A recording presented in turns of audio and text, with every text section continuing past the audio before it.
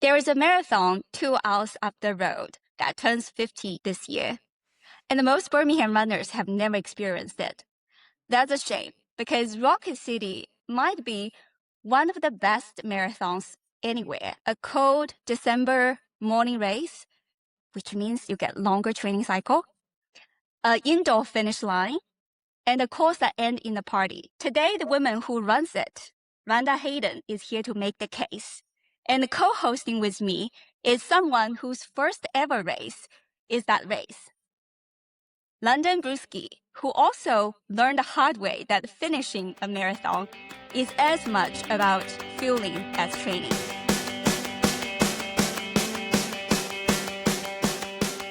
Hey friends, welcome to Mealvana Endurance Podcast. We tell stories from people who go far and how they feel it. I am Sean. I'm a runner, I'm a triathlete, and I'm your host. And this year I will be out there on the Rocket City course myself. Co-hosting with me today is Landon Bruski, a runner I'm proud to have as a Mealvana Endurance ambassador. And our guest today is Rhonda Hayden, and she is the race coordinator for the Rocket City Marathon. Before we start, Landon and Rhonda, could you just tell our listener a little bit about yourself? My name is Landon Bruski. I am from Huntsville, Alabama, but I'm originally from Battle Creek, Michigan, and I moved here about 3 years ago to Alabama, and I've stayed ever since. I am a junior at the University of Alabama, and I've been running since 2022, so it's been a bit now. Rhonda, how about you? I'm the Rocket City Marathon race weekend coordinator. Anything that has to do with social media, marketing, and then a lot of the race day logistics, where Eric Fritz, the race director, is the one that really works on the race course logistics and what goes on out there with traffic control and the runners and everything. So, but to both of you, welcome to the show. And today we're going to discuss all the logistics about the race. And the reason I have invited London to be my co-host is because his first ever half marathon and then first ever marathon was this race. But I do want to kind of take the listeners back to the beginning of the journey, because as far as I know, London, you were not growing up as a runner. Is that true? I did not grow up as a runner. I only got into it when I was 15. I actually did tennis in high school, so running was never a picture for me. But when I moved here, there was a local track at my high school, and I went on it one day just because I was brand new to the state, and I was just exploring my high school. I was like, oh, there's a track. Like, let me just see if I can do 1 mile. I tried to do 1 mile. It was 4 laps. I could barely finish. I think it took like 15 minutes for me to finish. I had to walk like a bit of it. It was a while.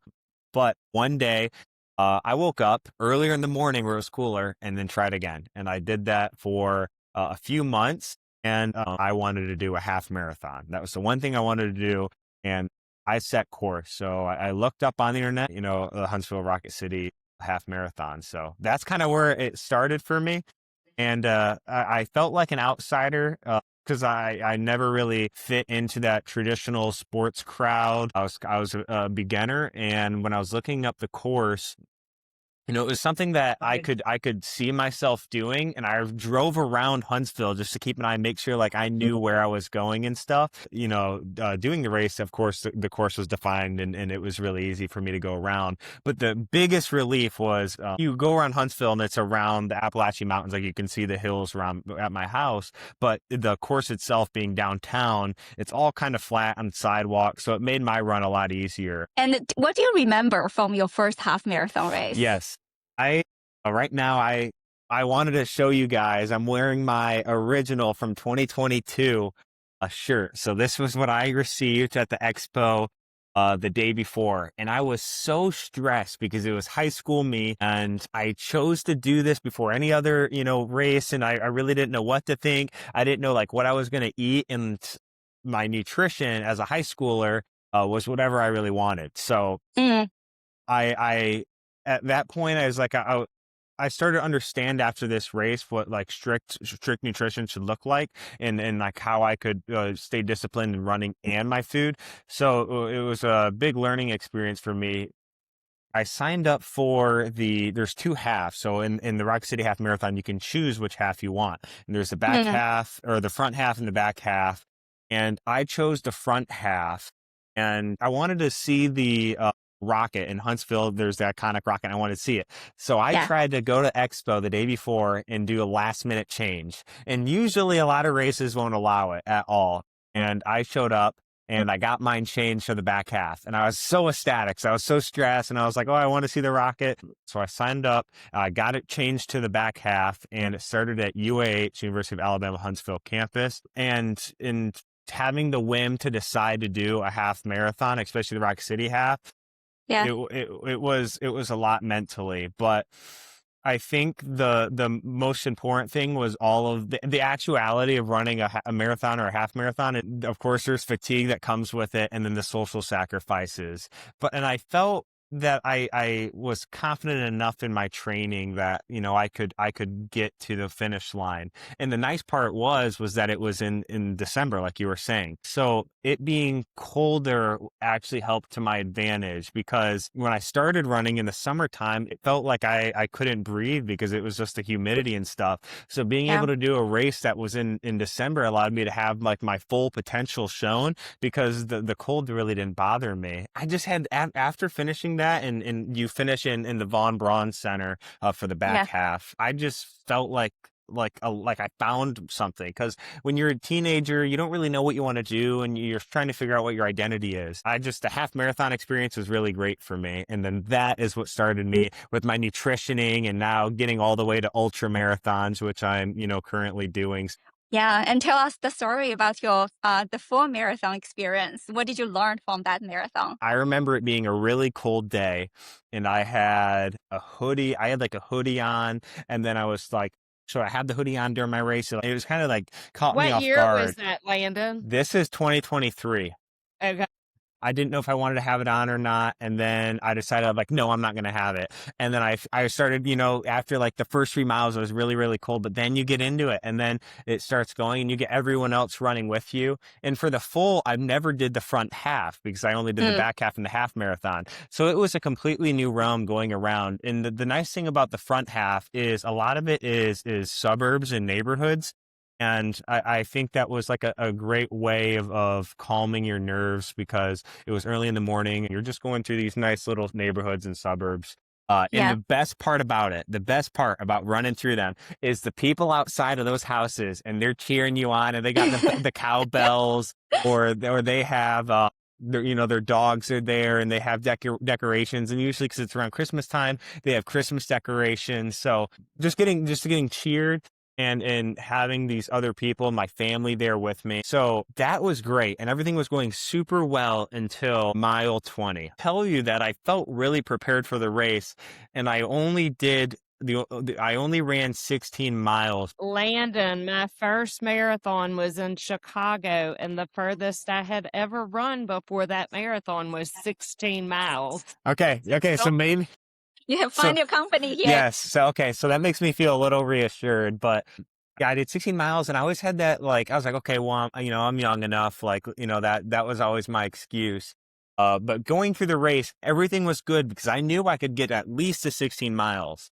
I hit 16 miles, and I see the rocket, because the rocket's so tall. That's when you kind of get an idea that the race is going to be over soon. And that's what I thought, at least, because that's what the half marathon was like. Well, when you're at 16 miles and you still have like 10 more to go, it's a lot. And I hit the rocket, and I just hit a wall. And I went from a 8:30 pace to like a 10-minute pace. And my nutrition was all over the place. I was so strict that I wouldn't allow myself to really have any sugar. I didn't take any energy gels in this marathon. I did not take any Powerade in this marathon. I had an apple, and then I maybe had some other like cracker or granola or something like that. I didn't like anything sugar-wise, because I was so good with it for the year. And when I hit mile 20, it just, I remember seeing my parents, and I told them, I was like, I need another apple. I was like, I need something.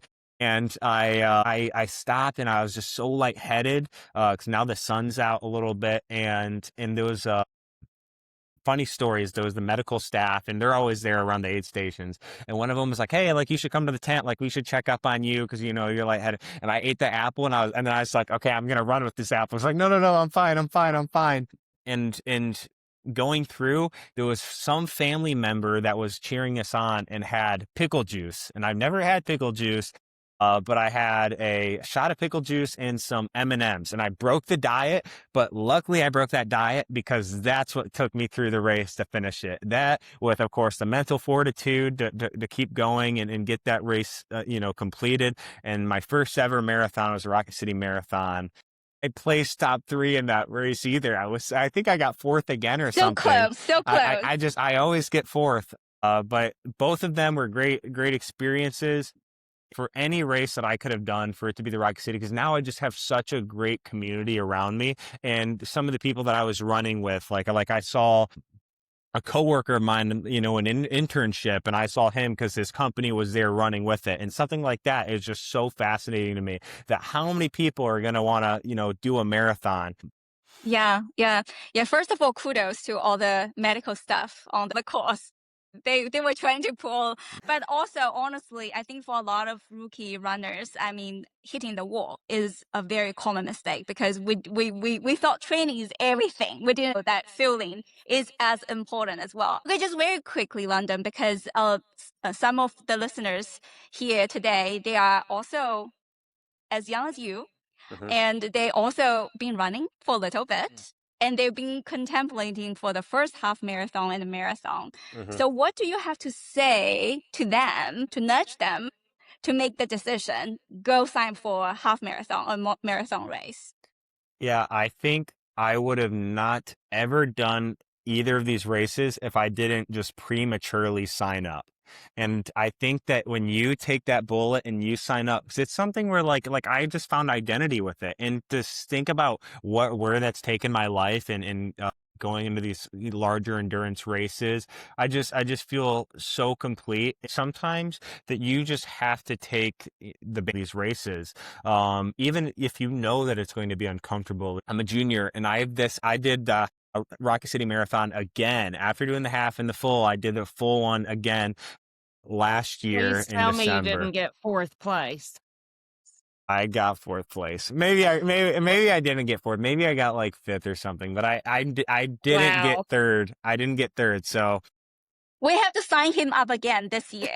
okay, well, He's so obliged. now that I'm hearing myself and I keep I got 5th or 4th. It could have been 4th, but yeah. And the hard part is that my age group now, soon I'm going to be with all the 20, Hey, the you're moving 20s, and up. if when I say sign up prematurely, you do have a lot more training window to go, since it's in the winter time, and also you really don't have to worry about the humidity, and that really helped me out in these races, was getting in such a groove, because it was around 40-50. So seeing my expectations and raising them every single year is this goal that I have, that keeps me physically in shape, mentally, spiritually well.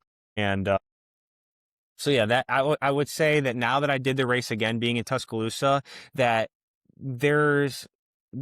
it is so worth it to drive, an hour and a half, 2 hours to go up and do that race.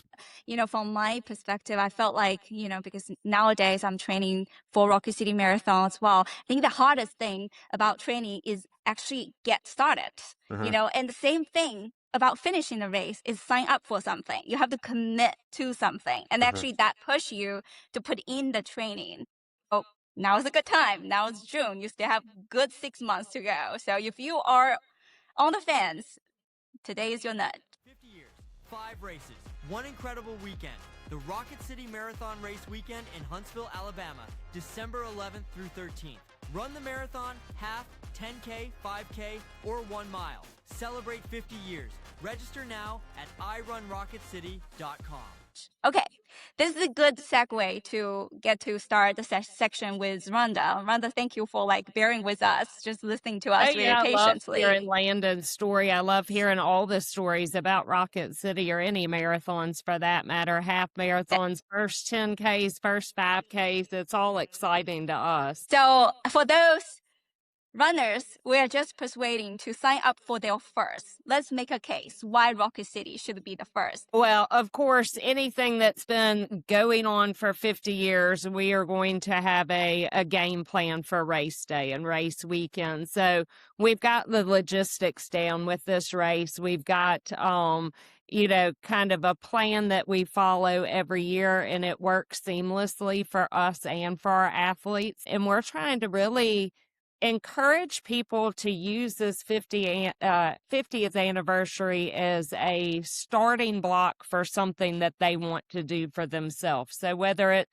their first race that they've ever done or their first time to try to go after that PR, like we're celebrating the 50th anniversary, but we want you celebrating something that you've set a goal for that day. And that's really what the marathon weekend is all about, is our athletes and seeing them achieve things that they might have thought they couldn't do, or, they've tried to do several times and they just haven't been able to hit it. And we want Rocket City to be the place in the year that they do that. That's great. And for the people who are not very familiar with Huntsville, if they're from Tuscaloosa, from Birmingham, can you describe to them what the course look like? So the biggest goal of the Rocket City Marathon, there's a couple of things that we've learned over the years. Being 50 years old, you get a lot of feedback from all the runners year after year. But where we've kind of narrowed the marathon down to at this point is not have huge climbs in the race. Like Landon was saying, Birmingham is very hilly. Huntsville can be very hilly too, but we've got it down to rolling hills. And then the other big thing that we have heard year after year is that people want to run around the Space and Rocket Center. So our race starts in downtown Huntsville, and we've got to get you over to the Space and Rocket Center, and we have to avoid as many climbs as we can. So that's kind of the narrative of how our race has been designed, the race course. Last year, it's the same race course as last year. The elevation is 700 feet of elevations. You get to see downtown Huntsville. You'll go through the historic neighborhoods. You'll get to make your way into the Space and Rocket Center. You also go through the botanical gardens. It's kind of around the botanical gardens. And keep in mind, it's in December, so the botanical gardens are not in full bloom that time of the year. But it's just a really cool place to, go through and place your eyes on. And then, of course, it's Christmas time in Huntsville, so you've got all the Christmas lights throughout the entire race course. I mean, it is in the morning, so it's not lit up, but your weekend is all about having that Christmas energy around. So, Rhonda, I've heard that there is also an early start. Can you tell us more about that? Yeah, so again, this has kind of come from feedback from runners in the past are scared to sign up for their first marathon just because of the time constraints, that all marathons have some type of time constraint on it. Ours is 6 hours for the marathon, but we do have an early start marathon. So that is a completely separate start than the marathoners. And it is pitch black dark outside at that time. And most of them have headlamps and things like that. But we have some police in place to get them through the first few hours of their marathon. And then the marathoners that start at 7 o'clock actually will end up catching up with them. And then they'll run with the rest of the crowd, all the way to the finish line. So even though we do have a 6-hour time limit for the actual marathon, we have opportunities for people who need a little bit more than 6 hours to finish the marathon to sign up for that early start. And then I will say one thing that's changed since Landon, you ran the race, is we no longer have a front and a back half marathon. So we just have one half marathon, but uniquely it starts at 9 a.m. And it's really ideal that it starts at 9, right? Because that means runners from a little bit further away, they can drive to the race. the day off. Yeah, and I think people from Birmingham, Tuscaloosa, those type cities have the opportunity, even Chattanooga, Nashville have the opportunity to drive in that morning for the half marathon starting at 9. And not only that, those that are traveling the night before get a little bit of extra rest. A lot of our half marathoners and everybody has a hard time sleeping the night before a big race, Yeah, and earlier you also mentioned to me, before the podcast, that how this add to the more energy to the full marathon runner. Yes. The half marathon starts at 9 o'clock, but it is catching the last part of the marathon miles. So like Landon, if you're out there starting the marathon at 7 a.m. and you have a buddy who's just going to be running the half marathon, well, they're going to kind of collide in with where the marathoners are about mile 15 and then finish the last half of the marathoners race with the marathoners.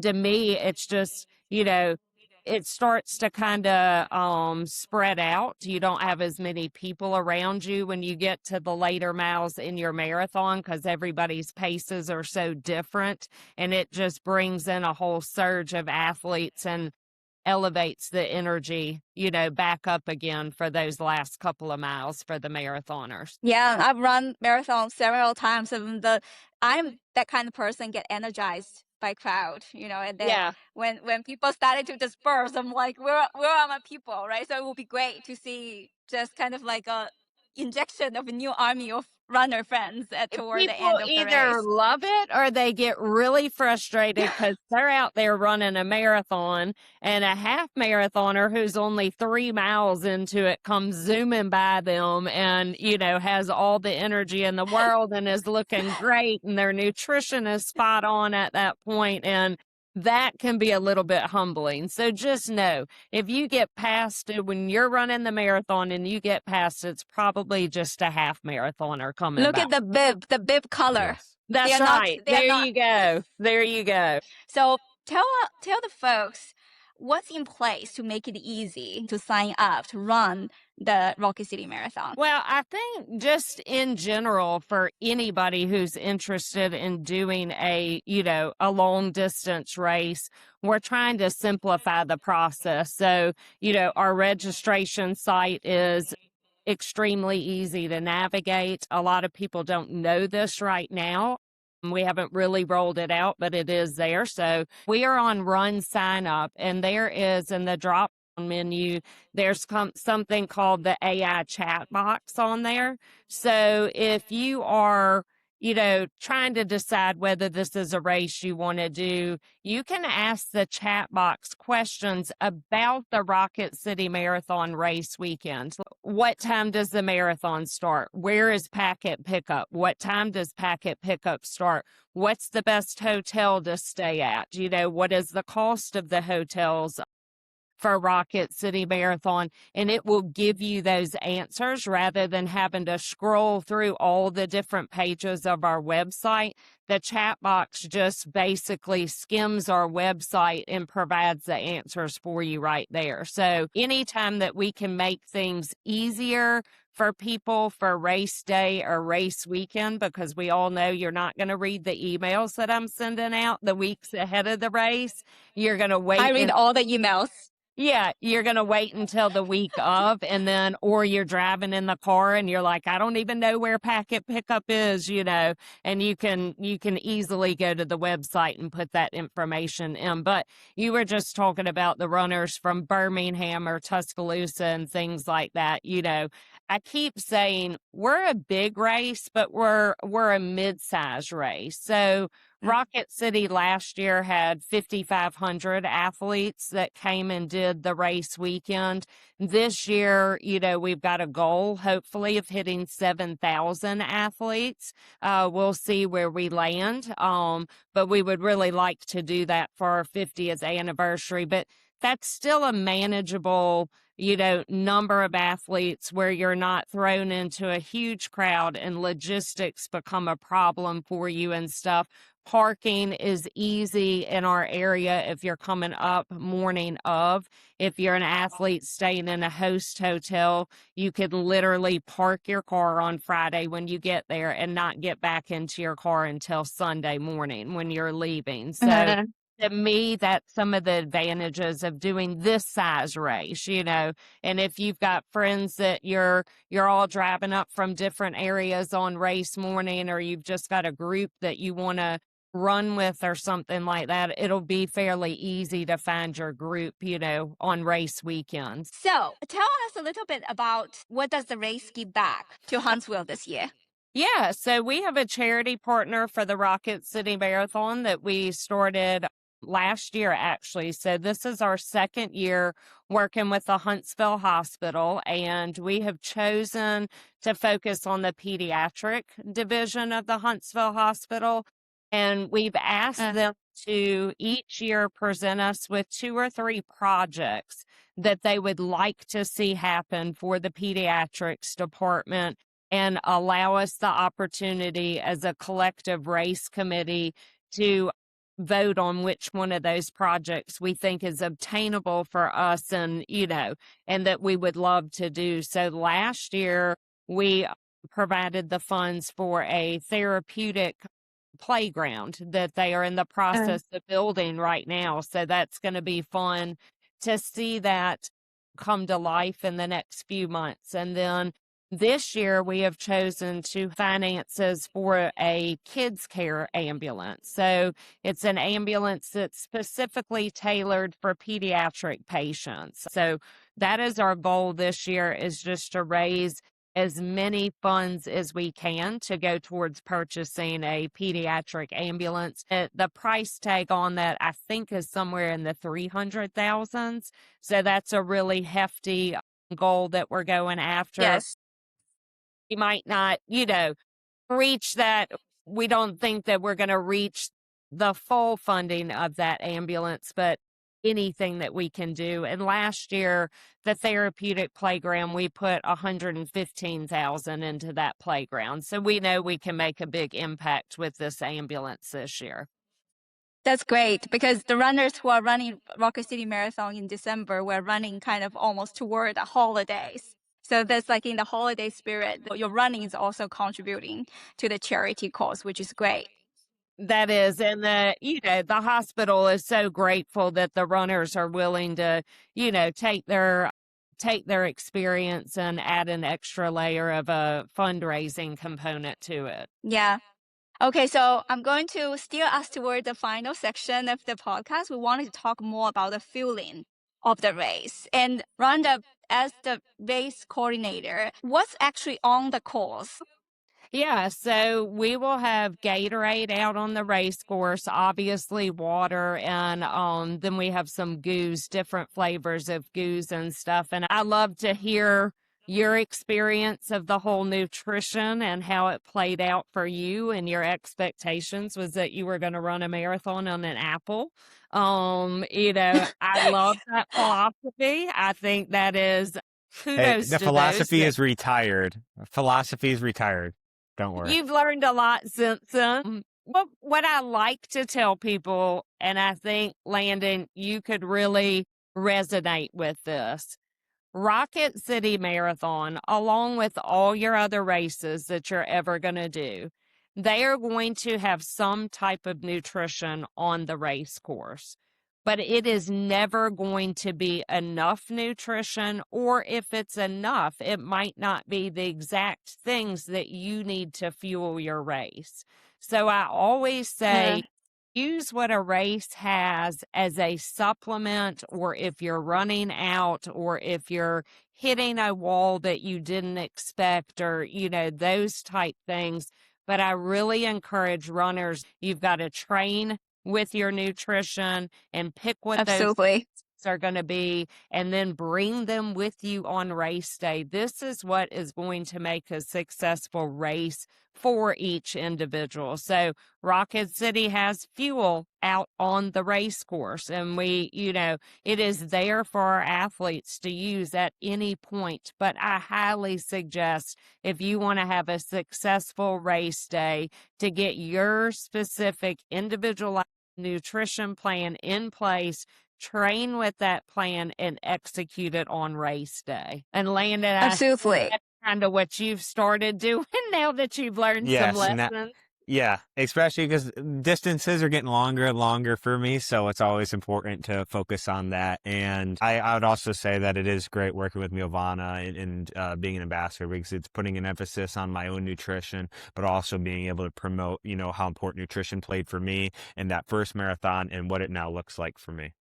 Yeah, and I just want to add that by saying that, treat the aid station as a plan B. It's an emergency plan. Always carry your own gel with you. But first of all, you want to make sure that you do not try anything new. If you were not training with glue gel, don't use those. Use those gels that you were always training with, right? So even though if you come as prepared as you want to be on race day, things will happen, and we will be there to supplement and fill in the gaps for you. And I think this is a perfect segue to talk about the partnership. And I'm actually really genuinely glad that we are partnering. Well, Mealvana Endurance is partnering with Rocket City Marathon this year, and we built a free race day plan for every runner that is running half marathon, and need a race day plan.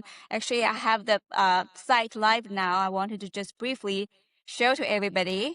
Hold on a second. So once you go to the site, you will see the course map with all the aid stations mapped out, and you enter your target pace and a few other details. Here we already have the historical weather data available, but when it's getting close to the race day, we'll update it with more live data, and you choose your sweat profile and so on and so forth.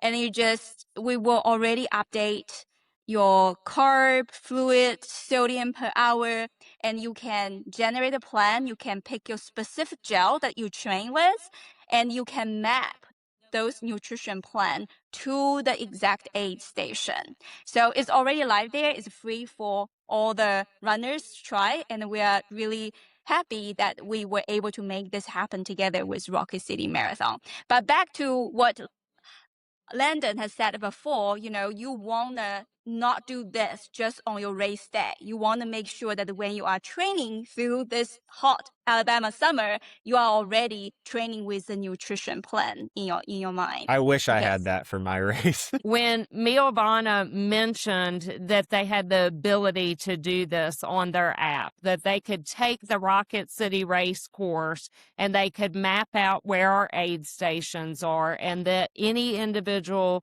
could put their body weight and their sweat rate that they have and just answer a few simple questions, and then put in the nutrition that they're planning on using on the race course, and it could map out like, hey, this is exactly where you need to take your first goo of the morning, and this is, you need to be drinking something with electrolytes in it at all these different points and stuff.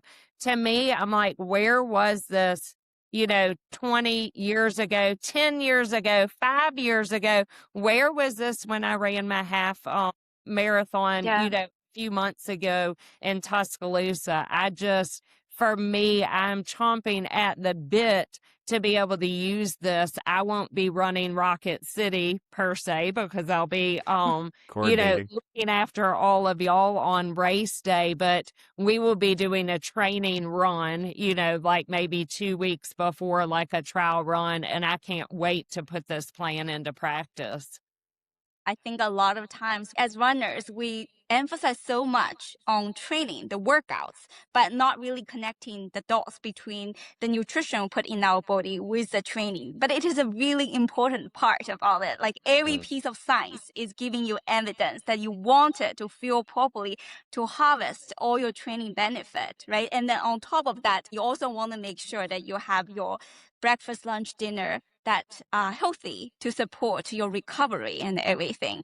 So I'm not cutting any bit of this. Rhonda, you just put it perfectly. Yeah, and I'd love to hear, Landon, what you think about this. I don't know if this is the first time you saw that they're doing this with Rocket City Marathon, or if they had told you about it and what your thoughts were when you heard about it. Well, I've done a lot of races, and a lot of things are very unpredictable with races, and you never know what's going to happen. Especially with Alabama, with it being rain or sunshine, that can change things. So knowing where you should, at these aid stations, knowing what you should take, when you should take it is really important. And it's something that I wish I had when I only had 2 apples and a granola bar in the first Rocket City Marathon. Sometimes it does take hitting the wall to start, for It us was a to lesson start for me. realizing. It was a lot. I did the same Absolutely. thing. The running is all about learning lessons. It is there to teach us, whether it's mentally, it teaches us about nutrition.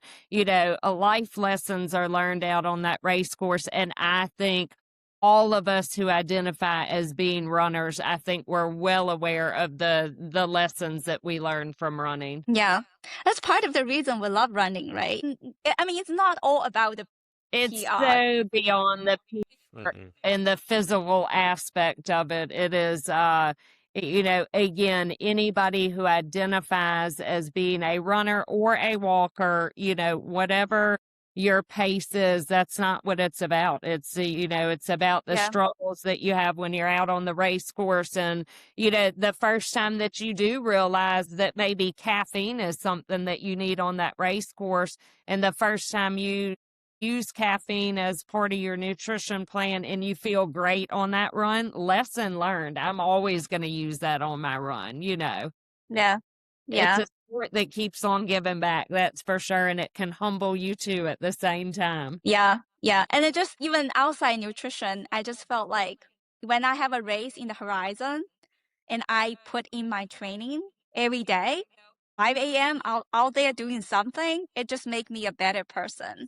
It's never about the race itself, but it's just because you have committed to something, you will put in the work. It's the work that makes you a better person. Okay, so with that, I think we had a lot of discussion about from the race to fuel the race. So I'm going to come to the very closing part. I'm going to do a very quick lightning round since we were talking about fueling so much. You ready to take this small, quick fire, bite-sized questions? And we're going to go, because Rhonda's on my left side and London go on my right side. So the first question, Rhonda's going first and London goes second. And the second question, London go first and Rhonda goes second. Would that be okay? Okay. Yep. Okay. So first question, favorite pre-race breakfast, Rhonda? Peanut butter and a bagel. I don't know if I'm answering these correct, though, so. No right or wrong. There's no right to steer anybody in the wrong way. Like, if that's not the best thing to eat, that's what I eat. But there's probably better alternatives out there. I eat 2 eggs and I'll have bread, but that's usually what I'll have. And then if I need something, maybe a fruit. Yeah. And there is really not right or wrong answer to this question, but just because I've studied this space for a little bit longer and I do work with somebody who has a PhD in nutrition sciences, I know that the longer you are up for the race, like let's say you wake up 3 hours before the race, the more protein and fat you can put into it. But the closer to the race, you want to make it more carb heavy, and you want to stay away from apple probably because it's very high in fiber. Mm-hmm. Your stomach probably won't like it. Okay, the second question, London's going to go first. One food you will never eat before a race again. Before a race, something I'll never eat would probably be peanut butter, granola. I don't know why, but I just couldn't. I think it's because it had a lot of fiber in it.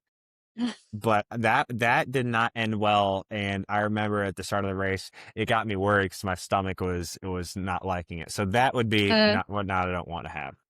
Okay. Rhonda, you? I think mine is a peppermint. So, just somebody, you learn when you're in grade school that if you eat a peppermint, that it kind of wakes you up and makes you alert and stuff. But I did not like that for the beginning of a race morning.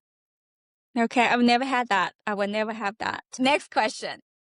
and Rhonda's going to go first. Best on-course aid station snack you've ever eaten. Okay, Landon, you're training for an ultra, and I think that's where this comes from. And for some reason, peanut M&Ms were like my die for food. And also chicken broth. Those are my two. Like if an aid station has either one of those, I'm going for it. I'm going to take a guess. London's going to say pickle juice. I would No. okay, pickle juice. It enlightened me, but I would say that at an aid station, I really like to eat the nerd gummy clusters. Nerd Yes. gummy clusters. They wake it just wakes me up. Yeah, I love those nerd clusters. Okay, so most underrated piece of running gear. Okay, that's me. I would say the most underrated piece of running gear, I would say the right hat. I have a specific hat that is like a breathable, that has holes in it so it can breathe, so you don't just sweat your entire head off. And it wasn't like a typical like Nike hat. It was Bare Nutrition, and they have their own hats, and it says "Go One More," and that's my underrated find. What about you, Rhonda? You said underrated. I can't choose a Garmin, which would be my, couldn't run without it. But underrated would be like a bracelet or something that has some type of inspirational quote on it and stuff. And I love to have something with a motivational saying that I can look down, whether it's a tattoo, not a real tattoo, but a prairie tattoo or a bracelet or anything that just has some type of reminder, stay strong and keep going. My coach actually will ask me to find a mantra before the race and just recite that to myself.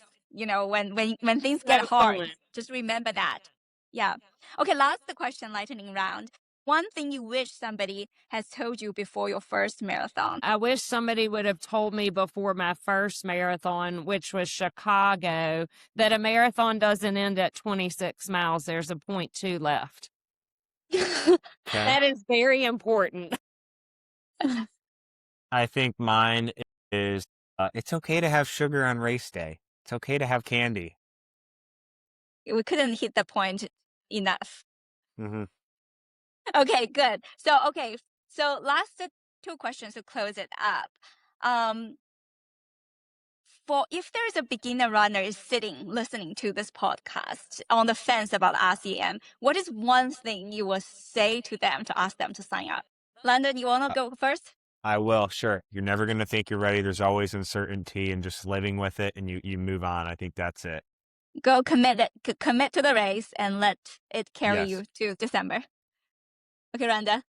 Yeah, I think the piece of advice that I would give to somebody who's never done one of these type races before is just do it. I mean, that's a cheesy slogan maybe that's been around for a long time, but if it's a seed that is planted somewhere inside of you, then you just got to do it. You got to get out there. And like Landon said, once you finish your half marathon or your marathon, you're going to want to do another one. I mean, you're not going to, majority of people, there are exceptions to this, but the majority of people get hooked after their first one. So you just got to get out there and do it. And soon you will find yourself doing 100-miler, right? I know. No, I finished it. I'm done. We'll talk about that in the next episode. Okay, so Rhonda, where do people find how to go register and find Rocket City Marathon, where to follow on social media and all those stuff? Yeah, so on Instagram, where I run Rocket City, on Facebook, and then if you want to just do a Google search, just put in Rocket City Marathon, and it will right at the top, you'll get to our run sign up page. That's great. And Landon, where can people find you? All socials, I'm just at Landon Bruski, and usually I'll do some running content from time to time, so you keep me updated there. I will make sure that I also put all the social and where you can find the Rocket City Marathon or Landon on the show notes. That's it. That's today's show. So Landon, Rhonda, thank you so much for the miles and for 50 years of this race. So for the listeners, if you are there still sitting on the fence about marathon, let this to be your nudge. Rocket City is turning 50 years. Going to be a really nice weather, cool December morning. And there's going to be a free fueling plan for you to grab and start training with it. And we've got more scheduled to coming. We will have one race day nutrition deep dive closer to December. And we will also have a full episode with Landon to learn his story to become an ultra marathon. I am Sean. See you next time and maybe out there at the Rocket City Marathon.